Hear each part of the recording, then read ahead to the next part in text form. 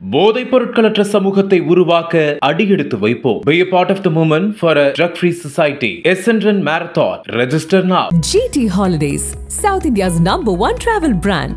You know you are special when you're with GT Holidays. Sir அதான rule 72 அதுக்கு என்ன logic sir பின்னாடி? இல்லை இந்த ஃபார்முலா தான் ரூல்ஸ். இப்போ எது மல்டிபிள் பண்ணால் உங்களுக்கு வந்து எவ்வளோ வருடத்தில் உங்களுக்கு வந்து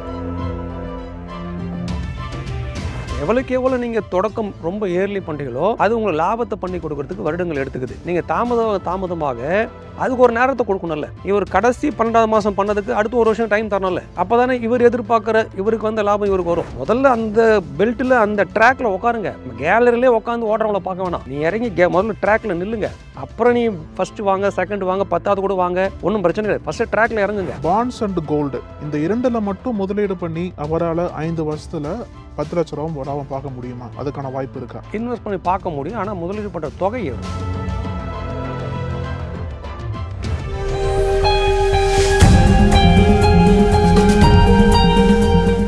ஆக்சுவலாக அந்த ரூல் 72 தெரிஞ்சவங்க கண்டிப்பாக எடுக்க மாட்டாங்க. அதுதான் நம்ம வாசகர்களுக்கு அதான் சொல்கிறேன். நீங்கள் எவ்வளோ வட்டியில் எதிர்பார்க்குறீங்களோ உங்களுக்கு சொல்லப்பட்ட வட்டியை 72 டிவைட் பண்ணிவிடுங்க. இப்போ நம்ம சொல்கிறதெல்லாம் வந்து ரொம்ப பாதுகாப்பில் சொல்கிறோம். 7 வருடம், சிலது 3 வருடத்தில் கூட மாறலாம். மியூச்சுவல் ஃபண்டு ஒர்த்து நான் சொல்கிறேன். சிலது 5 வருடத்துல மாறலாம். ஒரு ஃபண்டு ஒரே வருடத்துல தான் வந்திருக்கு. ஒரு வருடத்தில் டபுள் ஆனதெல்லாங்குது. 10 ரூபா எண்ணெய்வில் வருது, இந்த முறை 20 ரூபா வந்துடுச்சு. இப்படிலாங்குது. அதனால் நம்ம ரொம்ப சேஃபஸ்ட்டு 7 வருடம் சொல்கிறோம். நிதி சந்தையில் இன்னும் ஆழமாக பேசப்படுவது 5 வருடத்தில் 5லேருந்து 6 வருடத்தில் ஒரு பணம் டபுள் ஆனவே அதுவே மிக சிறப்புன்றாங்க. அதுவே மிக சிறப்பு அந்த ஃபார்முலாவில் மாறினவே. ஆனால் அரசு வெளியிடக்கூடிய கிசான் விகாஸ் பத்திரம் வந்து 9 வருடத்துக்கு மேலே தான். நீங்கள் 1 லட்சம் ஊற்றினா 2 லட்ச ரூபா அரசு கொடுத்துரும் திருப்பி. 9 வருடம் சில மாதங்கள். அப்போ தான் உங்களுக்கு திருப்பி கொடுத்துருவாங்க. அதை 2004 வாஜ்பாய் கவர்மெண்ட்டில் 5.5 வருடமும் 6 வருடமும் இருந்தது. அப்போ அது நீங்கள் 1 லட்சம் கொடுத்தீங்கன்னா 2 லட்சம் 5 வருடமும் 6 வருடத்தில் திருப்பி கொடுத்தாங்க. அப்புறம் ஒவ்வொரு முறையும் அது வளர்ந்து இன்றைக்கி 9 வருடம் 10 வருடம் 4 மாதமும் இருந்தது. அது இப்போ ஏதோ 9 வருடம் சம்திங் இருக்குது. இப்போ தான் அப்போ ஒரு பணம் டபுள் ஆகிறதுக்கு உங்களுக்கு அவ்வளோ வருடங்கள் தேவைப்படுற இடத்துல இது உங்களுக்கு எவ்வளோ குறுகி பண்ணி கொடுத்துருது. 7 வருடம் 5 வருடம். இதுக்கு என்ன முக்கிய காரணம்? பணத்தை நீங்கள் அப்படியே விடுறது தான் முக்கியம். இது ஒரு முறை சார். சார் அதான ரூல் 72 அதுக்கு என்ன லாஜிக் சார் பின்னாடி? இல்லை இந்த ஃபார்முலா தான் ரூல்ஸ். இப்போ எது மல்டிபிள் பண்ணால் உங்களுக்கு வந்து எவ்வளோ வருடத்தில் உங்களுக்கு வந்து இது மாதிரி நிறைய ஃபார்முலா இருக்குது. நம்ம அது ஒவ்வொரு முறை பேசலாம். இந்த முதலீட்டு முறையில் நிறைய ஃபார்முலா இருக்குது. அதாவது உங்களுக்கு எளிமையாக தெரிஞ்சுக்கிறதுக்காக. இல்லை நீங்கள் கால்குலேட்டர் 10 முறை போடணும். அது எதுக்கு E=mc² கண்டுபிடிச்சார் ஒரு ஃபார்முலா. அந்த நம்ம இப்போ உங்களுடைய இன்ட்ரெஸ்ட் எவ்வளோ கொடுக்குறாங்களோ அப்போ உங்கள் பணம் எவ்வளோ நாளில் வளரும் அப்படின்னு தெரிஞ்சுக்கிது எளிமையாக தெரிஞ்சு. இல்லை நீங்கள் ஒரு வருஷத்துக்கு போட்டு பார்க்கணும் எப்போ டெவலப் ஆகுதுன்னு பார்க்கணும். அந்த எளிமைப்படுத்துறது தான் இந்த ஃபார்முலா. இதுமாதிரி இன்னும் பல ஃபார்முலா நம்ம ஒரு மனிதன் வந்து எவ்வளோ பங்கு சந்தை சார்ந்த முதலீடு பண்ணோம், எவ்வளோ கடன் சந்தை சார்ந்த முதலீடு பண்ணுறதுக்கும் ஒரு ஃபார்முலா உண்டு. உங்கள் வயதை வச்சு பண்ணுவாங்க. உங்கள் 100ல் உங்கள் வயதை வந்து மைனஸ் பண்ணிவிடுங்க. சப்போஸ் 23 வயது இல்லை 25 வயதுனா அதனை பர்சன்டேஜ் தான் நீங்கள் பங்கு சந்தையில் 25 வயதுனா 75% வந்து பங்கு சந்தையில் பண்ணலாம். மீதி 25% வந்து நீங்கள் கடன் சந்தையில் பண்ணிக்கலாம். அப்புறம் ஏற குறைஞ்சின்னு வரும். இதை அப்படியே இதுக்கு அதுவும் ஒரு ஃபார்முலா தான். இந்த மாதிரி இன்னும் நிறைய ஃபார்முலாவை அது ஒரு ஃபார்முலாவே ஒரு வீடியோ பண்ணலாம். நம்ம மொத்த ஃபார்முலா மட்டுமே பேசப்பட்டு இப்போ இந்த முதலீட்டில் நம்ம ஒரு பெரிய அமௌண்ட்டில் ஒரு அமௌண்ட்டை முதல்ல போட்டுடுறோம். அது ஒரு வருடம் விடும்போது வளருது. இப்போ அப்படியே அதுலேயே ஒருத்தர் என்னால் ஒரே நாள்லாம் போட முடியாதுங்க. இன்சூரன்ஸ் ப்ரீமியம் நான் எப்படி கட்டுறேன்னா மாதம் கட்டுறேன், இல்லை 3 மாதத்துக்கு ஒரு முறை கட்டுறேன். என்னால் வரக்கூடிய சம்பளத்தை அப்படி தான் போட முடியும். என்னால் ஒரே நேரத்தில் 50,000 சேர்த்து போட முடியாது. அப்படின்றதுக்கு அவங்க இந்த 50,000 மாதம் 4,000 போடுறாங்க. இப்போ 4,000 போடும்போது இவர் 50,000 போடுறாரு. அந்த டிசம்பர் மாதம் முடிவில் 2 பேருமே 50,000 இருப்பாங்க. அதாவது நானும் 50,000 இன்வெஸ்ட் பண்ணுறேன்னு இவர் சொல்லுவார், இவரும் அதே தான் சொல்லுவார். நானும் 50,000 இன்வெஸ்ட் பண்ணிட்டேன்னு சொல்லுவார். ஆனால் 2 பேருக்கு நிறைய வித்தியாசம் இல்லை. கரெக்ட். ஒருத்தர் ஒரே ஷர்ட்டில் பண்ணுறாரு, ஜனவரிலே பண்ணிட்டாரு. அவர் அங்கேருந்தே டெவலப் ஆகி வரும். இவர் அந்த 50,000 கடைசி ப்ரீமியமே டிசம்பர் தான் பண்ணியிருப்பார். 12 டிவைட் பண்ணி மாதம் 4,000 கட்டுன்னு வராரு. ஒரு நாள் அவர் கடைசி மாதம் 12வது மாதம் 4,000 இன்வெஸ்ட் பண்ணுறாரு. ஆனால் இவர் 4,000 முன்னாடி பண்ணிட்டார், மொத்தமாக சேர்த்து பண்ணிட்டார். அப்போது இந்த வரக்கூடிய ரிட்டர்ன் இவருக்கு அதிகமாக இருக்கும்.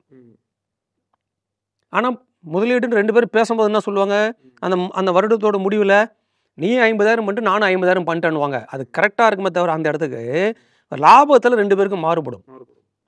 ஆனால் அதுக்கு தான் நம்ம பொதுவாக சொல்கிறோம், மோஸ்ட்லி வந்து ரொம்ப இயர்லி பண்ணிவிடுங்க. எவ்வளோக்கு எவ்வளோ நீங்கள் தொடக்கம் ரொம்ப இயர்லி பண்ணுறீங்களோ அது உங்களுக்கு லாபத்தை பண்ணி கொடுக்கறதுக்கு வருடங்கள் எடுத்துக்குது.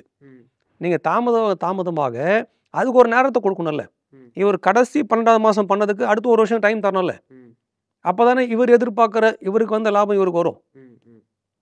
அப்போ ஆனால் இவங்க இதை வருடத்தில் ஏதோ ஒரு நாள் கட்டினா போதும்னு நினைக்கிற மாதிரி தான் நிறைய பேர் மனநிலையில் இருக்குது. அந்த வருடத்தில் நான் கட்டிட்டோமான்னு சொல்கிற மனநிலையில் தான் எல்லாருக்கும் இருக்குது. ஆனால் அவங்களுக்கும் முடிஞ்ச அளவுக்கு அப்படியே எவ்வளோக்கு எவ்வளோ பின்னோக்கி ஃபஸ்ட்டே பண்ண முடியுமான்னு பார்க்கணும்.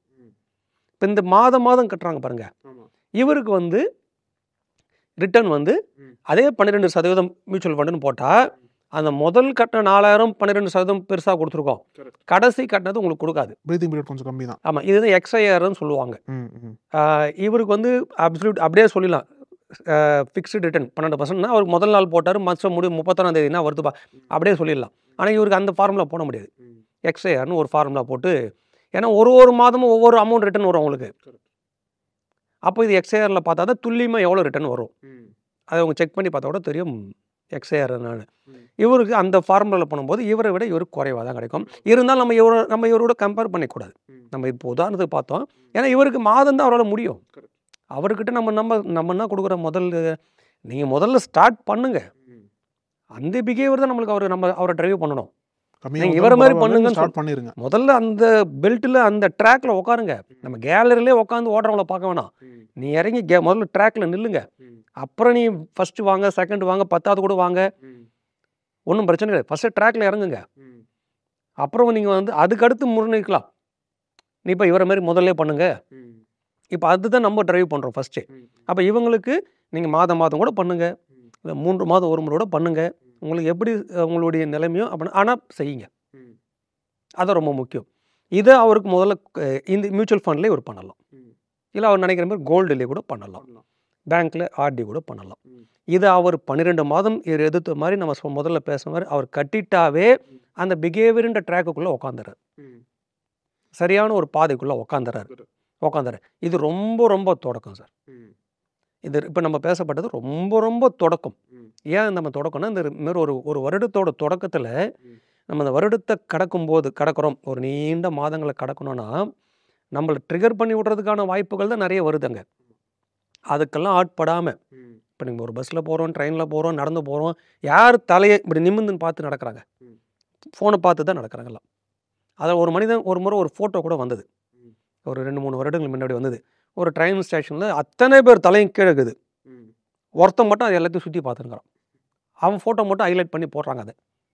அதாவது மொத்த உலகமும் கீழே குனிஞ்சிடுச்சு, நிமிந்து பார்த்துருந்த மனிதனோட முகம் திருப்பி கீழே குனிஞ்சுது.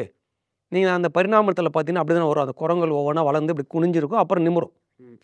அப்போ திருப்பி மனிதன் கீழ் நோக்கி போகிறானான்னு வரும். இப்போ அந்த மாதிரி நம்ம இந்த பிஹேவியருக்குள்ளே ஃபஸ்ட்டு இவனை உட்கார வச்சு, எல்லா மனிதனும் ட்ரிகர் ஆகிற மாதிரி தான் உங்களை சுற்றி பேசுவாங்க, விளம்பரம் வரும், நீங்கள் நடந்து போகக்கூடிய போர்டு பார்க்கலாம். நிறைய பேர் இன்வெஸ்ட்மெண்ட் போட்டு நிறைய போர்டு இருக்கும், பல நோட்டீஸ் உங்களுடைய நியூஸ் பேப்பரில் வச்சு வரும், வீட்டுக்கே வரும்.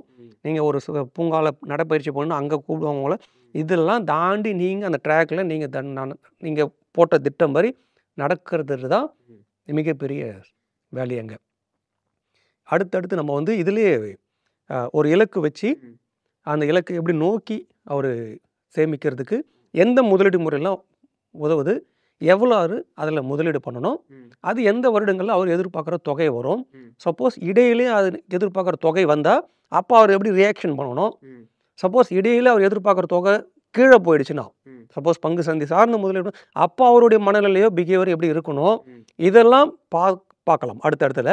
ஓகே சார், எனக்கு இந்த கேள்வியோட முடிக்கலாம்னு நினைக்கிறேன். இப்போ 4 விஷயங்கள் சொன்னீங்க இல்லையா? இன்னும் வந்து ஃபர்ஸ்ட்டு சொன்னது செக்யூர்டு, அதாவது பாண்ட்ஸில் இன்வெஸ்ட் பண்ணுறது, அப்புறம் செகண்ட் கோல்டு, அப்புறம் மியூச்சுவல் ஃபண்டு, அப்புறம் ஷேர் மார்க்கெட். இப்போ என்னோட அந்த ரெசல்யூஷன், அதாவது ஒருத்தர் வராரு, புதுசாக இன்வெஸ்ட் பண்ண வராரு அப்படின்னா, அவர் வந்து ஷேர் மார்க்கெட்டில் அவருக்கு தயக்கம் இருக்கும். ஏன்னா போட்டு இன்வெஸ்ட்மெண்ட் வந்து போயிடுச்சு அப்படின்னா என்ன பண்ணுறது தயக்கம் இருக்கிற சமயத்தில் இந்த பாண்ட்ஸ் அண்ட் கோல்டு, இந்த 2ல் மட்டும் முதலீடு பண்ணி அவரால் 5 வருஷத்தில் 10 லட்ச ரூபா லாபம் பார்க்க முடியுமா? அதுக்கான வாய்ப்பு இருக்கா? இது 2ல மட்டும் இன்வெஸ்ட் பண்ண முடியும். இன்வெஸ்ட் பண்ணி பார்க்க முடியும். ஆனால் முதலீடு பண்ணுற தொகை ஏறும். ம். ஏன்னா இது வந்து செக்யூர்டுன்னு சொல்லிட்டு பார்த்தீங்களா, செக்யூர்டு எப்போவுமே வந்து பாதுகாப்பு ஒரு அது ரிட்டர்ன்ஸ் வந்து மீடியமாக தான் இருக்கும். இப்போ கோல்டே கூட எடுத்துங்க. இப்போ நம்ம நல்லா ஏறுது, திருப்பி இறங்குது, திருப்பி நிற்குது. பங்கு சந்தை மாதிரிலாம் பெரிய வளர்ச்சி டக்குன்னு கொடுத்துறாது. இப்போ 2010க்கும் 2020க்கும் நீங்கள் பார்க்கலாம், 2000க்கும் 2010க்கும் பார்க்கலாம், 90க்கும் 2000க்கும் பார்த்தீங்கன்னாவே உங்களுக்கு அந்த வித்தியாசம் தெரியும். 2009லேருந்து இன்னும் குறிப்பாக பார்த்தா 2011லேருந்து 2020க்கு பெரிய வளர்ச்சி இருக்கும். பெரிய 2009 இன்னும் நுணுக்கமாக சொல்கிற மாதிரி 2009 to 2012 பெரிய வளர்ச்சி பார்க்கலாம். அந்த 4 வருடத்தில் அப்படியே ஜம்ப் ஆயிடுச்சு. அது எனக்கு வெறும் 7,000 ரூபாய் 7,500 ரூபாய் இருந்த சவரம் 22,000 கிட்ட போயிடுச்சு. 17,000-18,000 சம்திங் 17,000-18,000 போயிடுச்சு 2012. அதுக்கடுத்து 20க்குள்ளே நல்லா டெவலப் ஆகி வந்துடுச்சு. இப்போ இதே மாதிரி ஆனால் நீங்கள் 2000லேருந்து 2010 வரைக்கும் பெருசாக இருக்காது, பெரிய வித்தியாசம் இருக்காது. அப்போ இதெல்லாம் வந்து மீடியமான ரிட்டர்ன் தான் உங்களுக்கு கொடுக்கும். எங்கேயோ ஒரு சில 10 வருடங்கள் தான் மாற்றம் வரும். இப்போ இதில் நீங்கள் இன்வெஸ்ட் பண்ணி 10 லட்சம் எடுக்கிறதுனா நீங்கள் பண்ணக்கூடிய முதலீடு தொகை அதிகமாகும். இதுமாதிரி ஃபிக்ஸட் டெபாசிட்டில் போகிறது, பாண்ட்ஸில் போகிறது முதலீடு தொகை அதிகமாகும். அதே ஒரு பங்கு சந்தையை சார்ந்த மியூச்சுவல் ஃபண்டில் போகிறது, நேரடியாக பங்கு சந்தையில் போகிறதுனா இதுக்கு முதலீடு தொகையும் மாறுபடும். இதுக்கு மாதிரி அதிகமாகவும் ஆகலாம், இல்லை குறைவாக கூட இருக்கலாம். அங்கே 2 ஆப்ஷன்ஸும் உண்டு. ரிட்டர்ன்ஸும் கொஞ்சம் அதிகமாக வரும். இதில் அதிகமாக தான் வரதுக்கான வாய்ப்புகள் உண்டு. அதுமாதிரி இறங்கும்போது நீங்கள் வெளியேறாமல் அங்கே இருக்கிறதுக்கான மனநிலை இருந்தால் நீங்கள் அதிகமான தொகையோடு வெளியே வரலாம். அந்த பிஹேவியர் இருக்கணும். அதுதான் நீங்கள் எதிர்பார்க்குற தொகையோடு உங்களுடைய காத்திருப்பு காலம் இருக்கணும். அது இருந்ததுன்னா நீங்கள் நினைக்கிற தொகையோடு வெளியே வரலாம். ஆனால் அது இறங்குதுன்னு நீங்கள் இறங்கி வந்துட்டீங்கன்னா அதுக்கு மேலே உள்ளே போக மாட்டீங்க. அவ்வளோதான். அதுக்கடுத்து நீங்கள் இன்னொரு 6 மாதமோ ஒரு வருடமோ பார்த்தோன்னா அதே பங்கையோ இல்லை அதே மியூச்சுவல் ஃபண்டையோ பார்த்தீங்கன்னா ஏறிடுச்சேன்னு நம்மளே சொல்லுவோம். அடாடா இன்னொரு 6 மாதம் இருந்துருக்கலாமோ, ஒரு வருஷம் இருந்துருக்கலாமோ. அன்னைக்கு உள்ளே போகிறது வேஸ்ட்டு. ஏன்னா ஏறிட்ட பிறகு போகிறவங்க தான் நீங்கள் நாட்டில் அதிகம். இறங்கும்போது வெளியே அது கூட இறங்குறவங்க தான் அதிகம். ஆக்சுவலாக இறங்கும்போது உள்ளே வரணும், ஏறும்போது நம்ம நின்று வேடிக்கை பார்க்கணும். என்ன ஸ்டேஜில் போய் நிற்குதுன்னு. ஏறும்போது வித்துடுறோம். நம்ம ஏறும்போது விற்கிறது விற்றா கூட பரவாயில்ல, கேஷ் வந்துடும் உங்களுக்கு. அப்போ தான் நிறைய பேர் உள்ளே வருவாங்க. அப்போ வர்றது தான் குறையணும். ஏன்னா ஒரு பசங்க ஒரு பான்றது 10 ரூபா ஆயிடுச்சு, அதோட அதிகபட்ச வளைவு தான் தரும். நீங்கள் அந்த 10 ரூபாவில் வரும்போது உள்ளே வந்தீங்கன்னா அது எப்படி 20 ரூபா வரும்? நீங்கள் இந்த 2 ரூபாவில் வந்துருக்கணும், 3 ரூபாயில தான் வந்துருக்கணும். நீங்கள் 10 ரூபா வந்துட்டு பிறகு தான் பல லட்சம் பேர் உள்ளே வருவான். ஆட்டோமேட்டிக்காக அது உள்ளே வரும்போது ஆட்டோமேட்டிக்காக அதுக்கு மேலே எப்படி வளர்ச்சி கொடுக்கும்? அது ஒரு 20 ரூபா போகிறதுக்கு இன்னும் சில வருடங்களில் எடுக்கும். அது அவன் இதே மாதிரி வேகத்தில் கொடுக்கும்னு நினச்சி உள்ளே வராங்க, அது கொடுக்காது. அது 10 ரூபாலேருந்து திருப்பி 8 ரூபா வரும் பாருங்க, இவங்க எல்லாம் வேகமாக வெளியே போயிடுவோம். அது இன்னும் வேகமாக வெளியே போகிற வேகத்தில் அது இன்னும் 7 ரூபா 6 ரூபா ஆகிடும். அப்போ வாங்கன்னு சொல்லுவோம் நம்ம, அப்போ வரமாட்டாங்க. இறங்கிட்டு இருக்கும்போது அப்போ இது அந்த முறையே அதான். இறங்கும்போது உள்ளே வரணும், ஏறும்போது நம்ம வேடிக்கை பார்க்கணும், வெளியெல்லாம் வந்துடக்கூடாது. நம்ம அதில் போகாமல் சரி 10 ரூபா வந்துடுச்சு வேகாமல் இருக்கணும். உங்களுக்கு தேவைன்னா விற்றுட்டு வந்துடுங்க, அது உங்கள் விருப்பம். நம்ம உள்ளே போகாமல் இருக்கணும், அது என்ன லெவலில் போய் நிற்குதுன்னு பார்க்கலான்னு இருக்கணும். ஆனால் எப்படி இயங்குதுன்னா ரிவர்ஸில் தான் இயங்குது. அதுதான் நம்ம அந்த பிஹேவியர் சொல்கிறோம். ஆக இந்த பங்கு சந்தை சார்ந்து பணத்தை ஒரு இலக்கு வச்சு நிர்ணயிக்கும் போது இந்த பிஹேவியர் பேஸ்டில் போகணும். இந்த பாதுகாப்பான முதலீடு முள்ள போகிறதுக்குள்ளவங்களுக்கு அந்த ரிட்டர்ன் வந்து மீடியமாக தான் இருக்கும். ஆனால் நம்ம முதலீடு பண்ணக்கூடிய தொகை அதிகமாக இருக்கும். ஏன்னா வருடங்களுக்கு குறைவாக வச்சுக்கிறோம்ல, நம்ம 5 வருடம் தான் வச்சுருக்கோம். அப்போ நம்ம அது ரெண்டுத்தையும் பார்க்கும்போது இங்கே பிஹேவியரோடு ரொம்ப கவனமாக கேர்ஃபுல்லாக இருக்கணும்.